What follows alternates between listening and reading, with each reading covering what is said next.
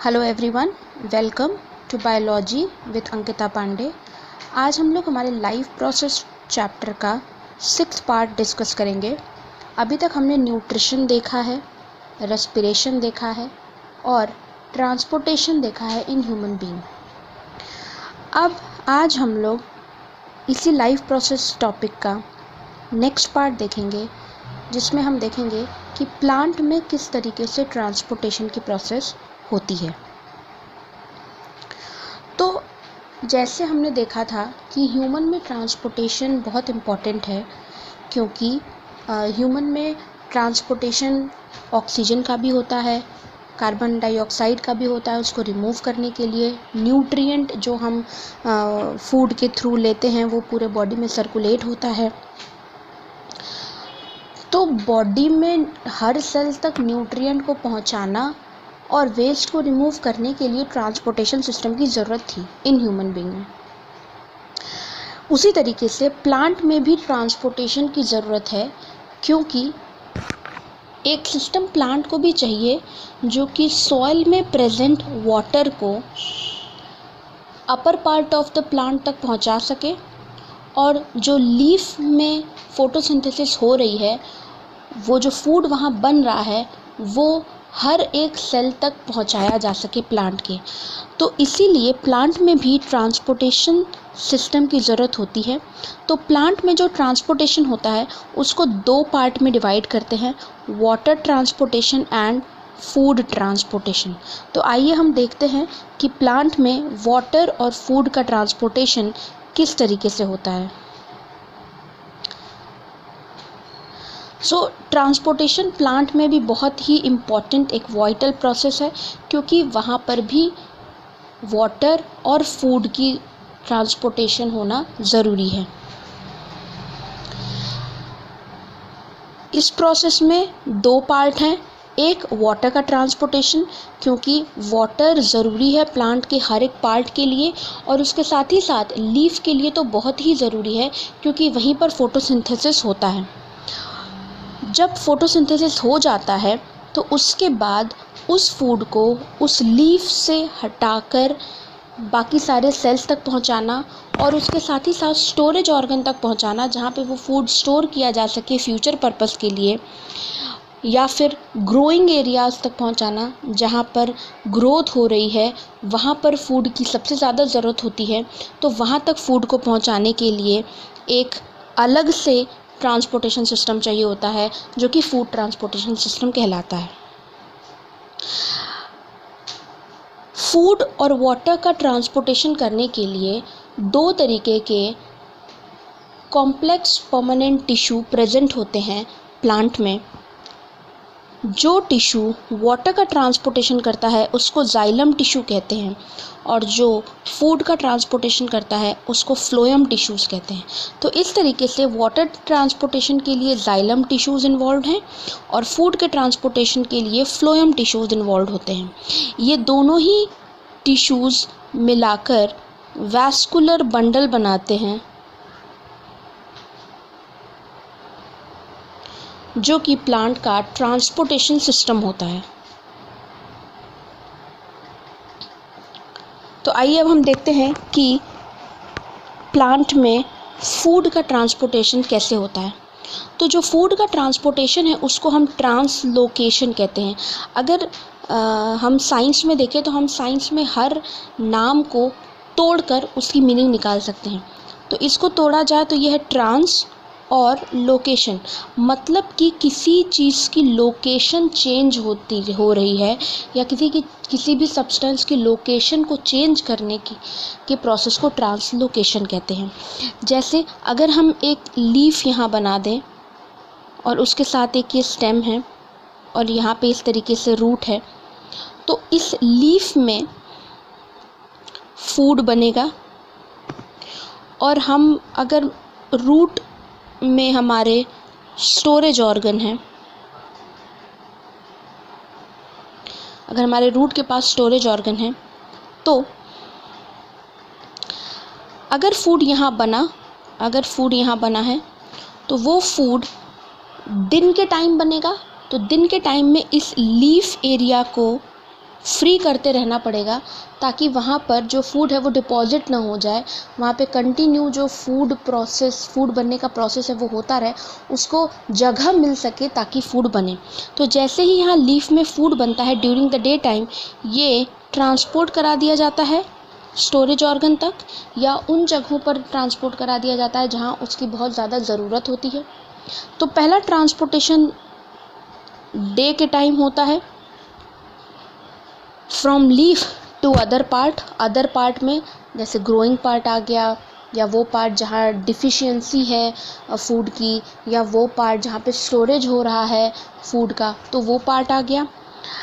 अब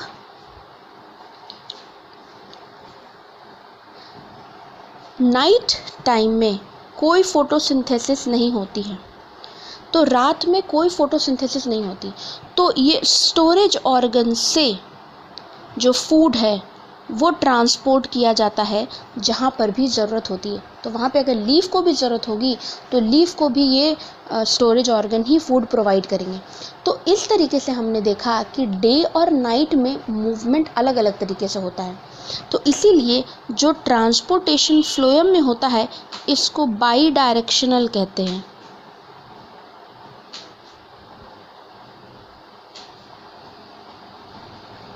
by directional transport मतलब ये सोर्स और सिंक का जो कॉन्सेप्ट है उस पर आधारित है। सोर्स मतलब दिन के टाइम में सोर्स लीफ होगा, और सिंक मतलब जहाँ पे वो भेजा जा रहा है वो स्टोरेज ऑर्गन हो सकता है, ग्रोइंग पार्ट हो सकता है, या वो जगह हो सकती है जहाँ पे फूड चाहिए। लेकिन नाइट टाइम में वही सोर्स बदल जाएगा, सोर्स हो जाएगा स्टोरेज ऑर्गन, और सिंक वो जगह हो जाएगी जहाँ पर फूड की ज़रूरत होगी। तो इस तरीके से फ्लोएम में जो ट्रांसपोर्टेशन होता है वो बाई डायरेक्शनल होता है।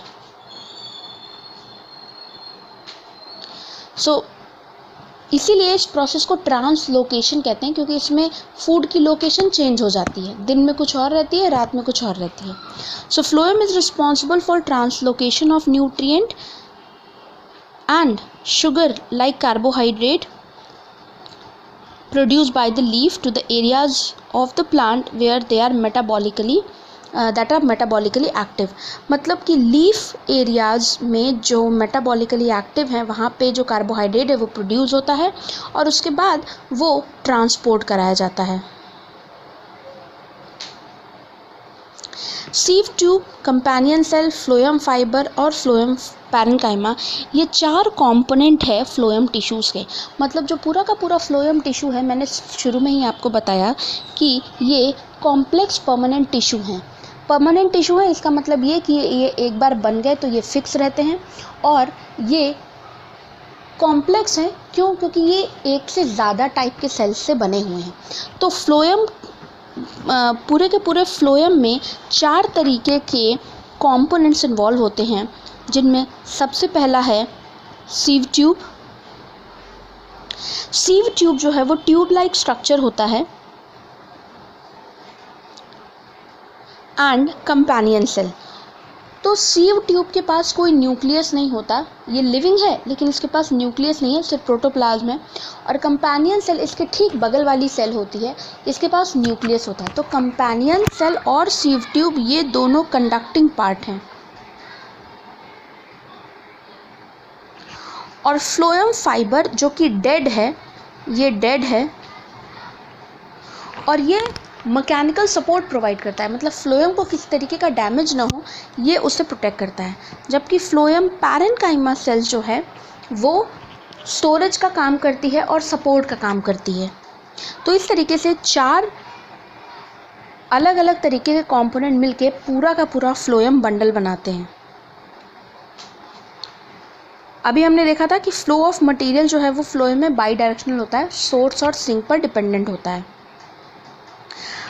अब फूड ट्रांसपोर्ट कैसे होता है फ्लोएम में? अब हम अगर इस डायग्राम को देखें, ये 2 वे फ्लो है। अभी हमने देखा इनकी सेल्स के पास परफोरेशन होता है। परफोरेशन मतलब पोर्स प्रेजेंट होते हैं जिनसे कि मूवमेंट हो सके।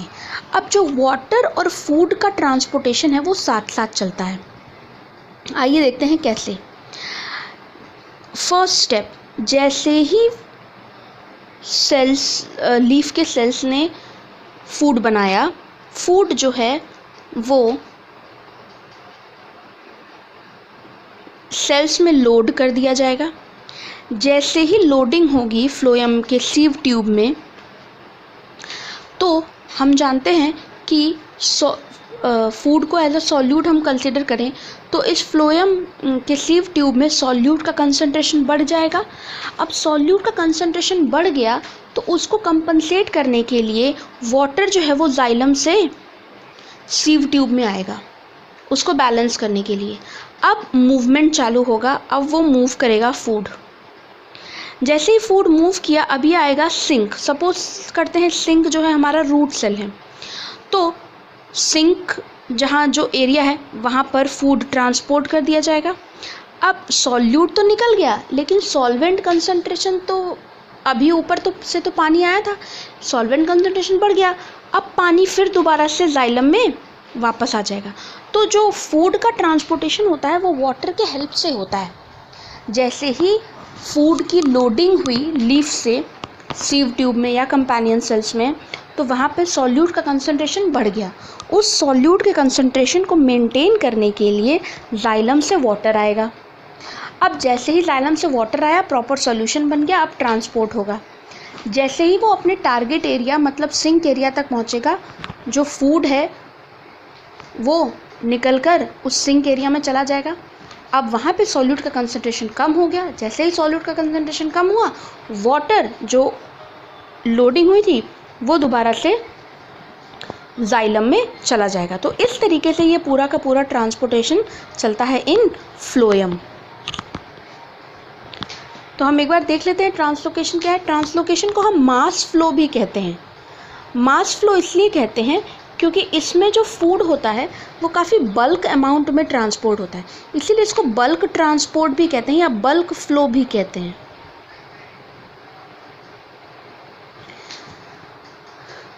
फोटोसिंथेसिस के बाद जो शुगर या ऑर्गेनिक मॉलिक्यूल बना है, जैसे अमीनो एसिड है, ऑर्गेनिक एसिड है, प्रोटीन है, कुछ इनऑर्गेनिक सॉल्यूट्स भी हैं, वो सब के सब सोर्स टिश्यू से होकर सिंक टिश्यूज़ में जाते हैं। फ्लोएम में जो ट्रांसपोर्टेशन होता है वो एनर्जी यूज़ करने पर होता है। मतलब ये कि जो लोडिंग अनलोडिंग होती है फ्लोएम से, वो एनर्जी डिपेंडेंट प्रोसेस है, इसमें एनर्जी लगती है। और इसमें जो ट्रांसपोर्टेशन होता है वो ऑस्मोटिक प्रेशर के चेंज के कारण होता है। अभी हमने देखा था किस तरीके से लोडिंग होगी, सॉल्यूट का कंसंट्रेशन बढ़ जाएगा, फिर वाटर आएगा, फिर सिंक एरिया में सॉल्यूट कंसंट्रेशन घट गया, फिर वाटर वापस चला जाएगा। तो ये प्रेशर रिक्वायर होता है ताकि जो बल्क फ्लो है उसको मेंटेन किया जा सके।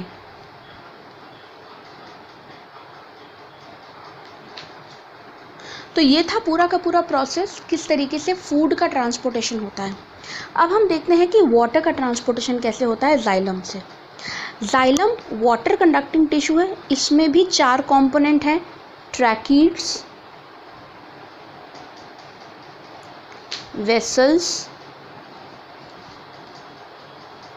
जाइलम फाइबर और जाइलम पैरेन्काइमा।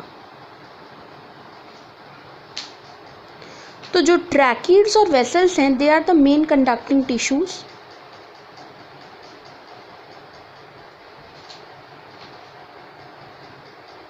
या इसको मेन कंडक्टिंग ट्यूब्स भी कह सकते हैं।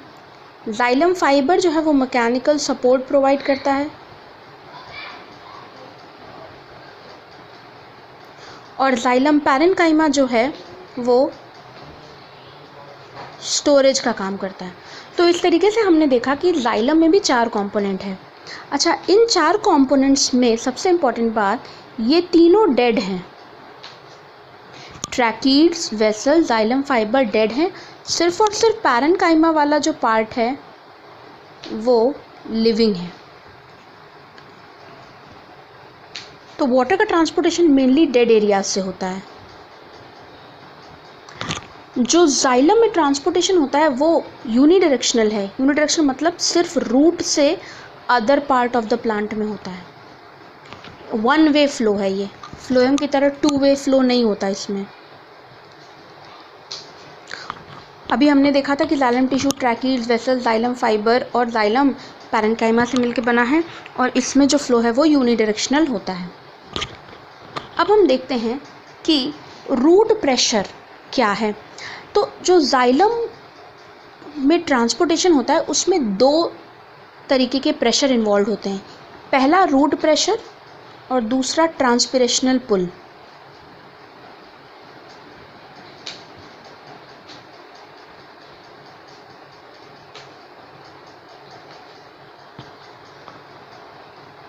तो जो रूट प्रेशर होता है वो सिर्फ और सिर्फ वाटर का रूट में एंट्री हो जाए, वो जो प्रेशर होता है उसको रूट प्रेशर कहते हैं। तो जो सपोज़ ये हमारी रूट्स अगर हम बना दें इस तरीके से, तो हमारी रूट्स में जो सेल्स हैं वो बाहर से मतलब सॉइल से आयंस को एक्टिवली एब्जॉर्ब करती हैं। जैसे ही वो आयंस को एक्टिवली एब्जॉर्ब करेंगी उस सेल्स में आयंस का कंसंट्रेशन बढ़ जाता है। आयंस का कंसंट्रेशन बढ़ने के कारण एक कंसंट्रेशन ग्रेडियंट क्रिएट हो जाता है, जिसकी वजह से वहाँ सॉल्यूट का कंसंट्रेशन बढ़ गया और सॉल्वेंट का कंसंट्रेशन कम हो गया। इस कंसंट्रेशन को मेंटेन करने के लिए वाटर बाहर से अंदर आ जाता है। जैसे ही वाटर बाहर से अंदर आता है, ये यहाँ डिपॉजिट होना चालू हो जाता है, रूट की सेल्स के पास डिपॉजिट होना चालू हो जाता है और ये बेसल पार्ट में, जो प्लांट का बेस पार्ट है, वहाँ प्रेशर क्रिएट करता है कि हमें जगह चाहिए, हमें मूवमेंट करना है, और उसी प्रेशर को हम रूट प्रेशर कहते हैं। तो मतलब जो इनिशियल मूवमेंट होता है वाटर का, उसको बोलते हैं हम रूट प्रेशर। और उसके बाद जो रूट से upper part of the plant में जो ट्रांसपोर्टेशन होता है वो ट्रांसपिरेशनल पुल के थ्रू होता है, जिसको हम आगे देखेंगे। तो ये कंडक्शन है वाटर का through xylem from root to upper parts due to many forcing acting together. और इसमें सबसे पहला फोर्स आता है रूट प्रेशर का। हमने देखा रूट प्रेशर में क्या होता है, ऑस्मोटिक प्रेशर चेंज होता है और वो हेल्प करता है ताकि स्टेम तक पानी पहुंच सके। रूट प्रेशर जो है वो इनिशियल ट्रांसपोर्ट करता है वाटर का सिर्फ और सिर्फ रूट्स तक। अब हम देखते हैं ट्रांसपिरेशनल पुल क्या होता है। अगर हम यहाँ एक लीफ बना दें और ये स्टेम बना दें, तो ड्यूरिंग द डे टाइम जब स्टोमेटा ओपन होता है फोटोसिंथेसिस के लिए, कार्बन डाइऑक्साइड की एंट्री कराने के लिए, तो उस स्टोमेटा से ट्रांसपिरेशन होता है। ट्रांसपिरेशन मतलब कि loss of water from the surface of leaf in the form of water vapour.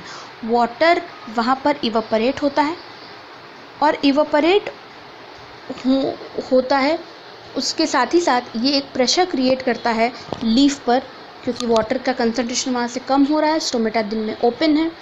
तो इसी वाटर के लॉस को हम ट्रांसपिरेशन कहते हैं। इस ट्रांसपिरेशन के कारण एक प्रेशर क्रिएट होगा स्टेम पर। अब भाई लीफ के पास पानी अगर ख़त्म होगा तो लीफ पानी कहाँ से लेंगी, जिस वो स्टेम से जुड़ी है वहाँ से वो पानी लेंगी। अब जब स्टेम वाला पोर्शन पानी दे देगा तो स्टेम के पास पानी की कमी हो जाएगी, तो फिर वो अपने अगल बगल वाले सेल से लेगा, तो अल्टीमेटली प्रेशर पड़ेगा जाइलम पर। और जाइलम के पास पानी कहाँ से आएगा, जाइलम के पास पानी नीचे रूट में जो रूट प्रेशर क्रिएट हो रहा है उससे पानी आएगा। तो इस तरीके से एक पुल फोर्स, एक अपवर्ड फोर्स, एक अपवर्ड फिजिकल फोर्स एक्ट करता है ताकि जो वाटर रूट में आया है थ्रू रूट प्रेशर वो ऊपर अब मूव कर सके। तो इसी को हम बोलते हैं ट्रांसपिरेशनल पुल। तो जब रूट प्रेशर एक्सर्ट हो जाता है और जब वाटर एक्यूमुलेट हो जाता है जाइलम के पास, अब उस वाटर को ऊपर पहुंचाना है। अब ऊपर पहुंचाने के लिए ट्रांसपिरेशनल पुल की ज़रूरत होती है और यही प्रेशर पानी को ऊपर पहुंचाता है। इस मूवमेंट में वाटर अपनी दो प्रॉपर्टी शो करता है, एडहेशन एंड कोहेशन, जिसको एडहेसिव फोर्स और कोहेसिव फोर्स भी कहते हैं। एडहेशन फोर्स लगता है between water and xylem wall के बीच में, मतलब जो पानी ऊपर चढ़ा है वो जाइलम की वॉल से स्टिक हो जाता है। ताकि वो दोबारा से वापस ना जाए।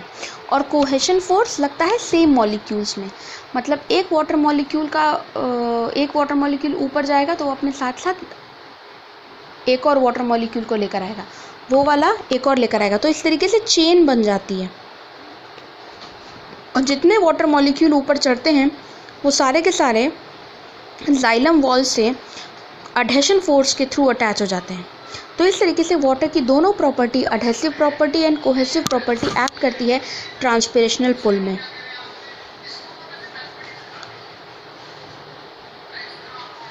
तो हमने देखा वाटर किस तरीके से एब्जॉर्ब होता है जाइलम के थ्रू, और इस प्रोसेस में बहुत सारी चीज़ें हेल्प करती है। इम्बिबिशन, जो कि सॉलिड पे जब वाटर एब्जॉर्ब होता है तो उसको इम्बाइबेशन कहते हैं। Osmosis, movement of water from higher concentration to lower concentration through semi permeable membrane.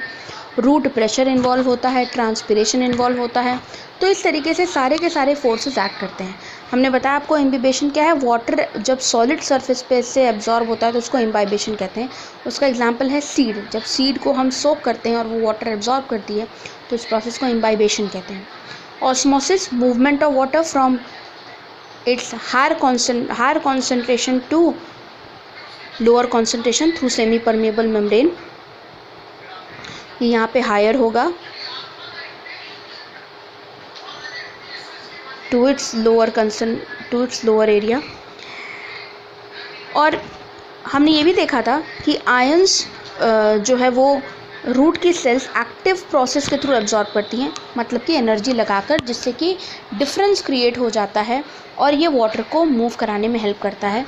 इसी को बोलते हैं हम रूट प्रेशर। और उसके बाद जो है ट्रांसपिरेशन हेल्प करता है ताकि एक कंटिन्यूअस फ्लो बन सके वाटर का from root to upper part, और इसको पुल फोर्स कहते हैं। ये सारे के सारे फोर्सेस जो एक्ट करते हैं वाटर के ट्रांसपोर्टेशन में। तो हमने अब देखा कि फूड का ट्रांसपोर्टेशन कैसे होता है और वाटर का ट्रांसपोर्टेशन कैसे होता है। अब हम डिफरेंस देख लेते हैं। अगर हमसे पूछा जाए कि जाइलम और फ्लोएम में जो ट्रांसपोर्टेशन हो रहा है उसमें क्या डिफरेंस है, तो पहला डिफरेंस तो हम यही लिखेंगे कि जाइलम जो है वो वाटर और मिनरल को ट्रांसपोर्ट करता है, और फ्लोएम जो है वो फूड को ट्रांसपोर्ट करता है, like amino acid, sugar. Xylem में जो मूवमेंट होता है यूनिडायरेक्शनल होता है, मतलब कि सिर्फ और सिर्फ रूट से अपर पार्ट, और फ्लोएम में जो ट्रांसपोर्टेशन होता है वो बाई डायरेक्शनल होता है, सोर्स और सिंक पर डिपेंड करता है, दिन और रात में अलग अलग तरीके से। जाइलम में 4 एलिमेंट हैं, जाइलम स्क्लेरेनकाइमा मतलब xylem fibre, xylem parenchyma, tracheids और वेसल्स। ट्रैकिड्स और वेसल मेन कंडक्टिंग टिश्यूज़ हैं, जाइलम पैरेनकाइमा स्टोरेज करता है, और जाइलम स्क्लेरेनकाइमा, जिसको जाइलम फाइबर भी कहते हैं, ये मैकेनिकल सपोर्ट प्रोवाइड करता है।